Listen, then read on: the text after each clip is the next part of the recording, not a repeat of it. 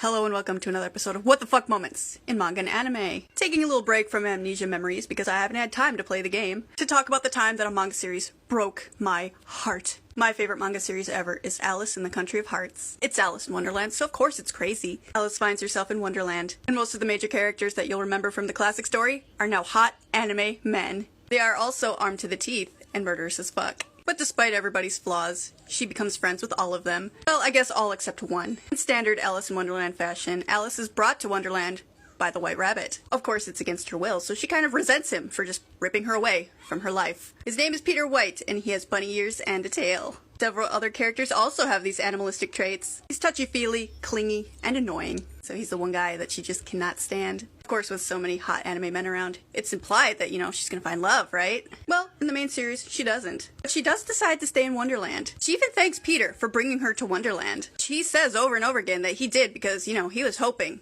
that she would fall in love with him. Peter still holds on to hope that she'll one day fall in love with him. But if she doesn't, as long as she's happy, he's happy. Anyway, so then, after the main series ends, there's all the spin-offs where she gets with all of those hot anime men. Every guy gets at least 2 love stories with their dear Alice. Well, all except one. Volume after volume of the spin-offs come out, and there is no Peter White. Peter shows up in every single volume, never getting any attention. And then it finally happens. Peter finally gets his chance. The two of them get together. It's like the true ending to the series. And by this time, you're like, oh my god, Peter, you did it! You did it, Peter! You're doing it, Peter! You're finally gonna win her over! You read through volume 1, and then you anxiously wait volume 2, and it never comes. See, while the manga series sold incredibly well, all of the games and merchandise and stuff off of the story just didn't make any money. The parent company of Quinrose, which is the writing team, they went out of business. Several volumes of the series, including the second half of Peter's love story, were never published.